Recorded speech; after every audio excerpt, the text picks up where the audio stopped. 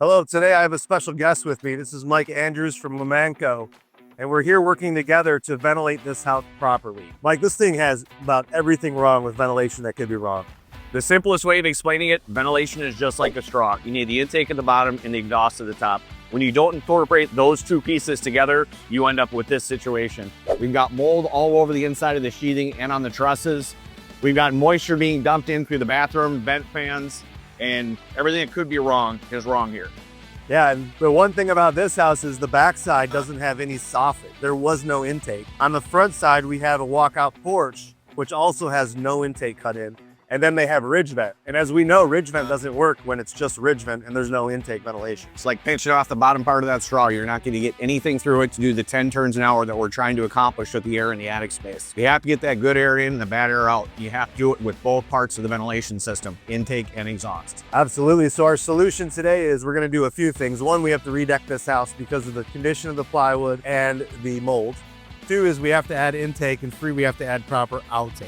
So what we're going to use is Lomanco deck air for our intake ventilation and Lomanco OR4 for our ridge vent outtake ventilation. On top of that, we've added baffles to the entire eaves, and then that's where the deck air is going to go. The baffles are these styrofoam chutes, and what they do is they direct the air from the outside, push it up towards the ridge vent, and gets us that 10 turns an hour of what we needed. So the customer can bet that when we're finished here, they're going to have a well-ventilated attic and a roof. It's going to last all 50 years of what CertainTeed wants it to last. It'll be a perfect balanced system. Your intake and exhaust will match exactly as it should per building code. So Mike, why does mold occur in the attic? Why is the mold here? We're not getting the air moving. So if you break up your roof into thirds, your lower 1/3 is where all your intake happens. The middle section is the transfer or the disturbance area, and your upper third is your exhaust. You have to have all of that happening in order for the system to work. If we take away either component, whether it be exhaust or intake, the air sits stagnant, the heat and moisture builds up, and it gathers on everything here, which is a perfect place to grow mold or mildew because you have the food source and the heat and moisture. So if we're not doing the 10 turns an hour, which is what we're trying to accomplish with a balanced system, it'll sit on the sheathing or it'll sit on the trusses and then just start to grow mold. And then the more movement around it, the more the spores move and the more it spreads. As you can see looking down this, all the plywood, the trusses at the far end, your gable end truss, there's mold all over it. That's the area where the heat and moisture is gathering and growing mold. So for the homeowners, how do they know if condensation ended up in their attic? Well, the only way you're going to tell, and the right way to tell, is making sure you're putting your head up in the attic space and seeing what's happening up there and making sure you have a system that's clear.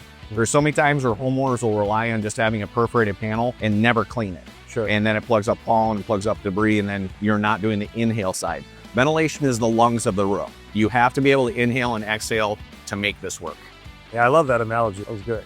One thing that's important to myself and my team at Paramount is consistent education and bringing in experts when we need it. Let's face it, there's so many components here. There's so many different manufacturers and styles and ridge vents and intakes and outtakes and attic sizes and what way your house is faced and where your furnace is located. There's a lot of different variables that dictate how well an attic actually ventilates.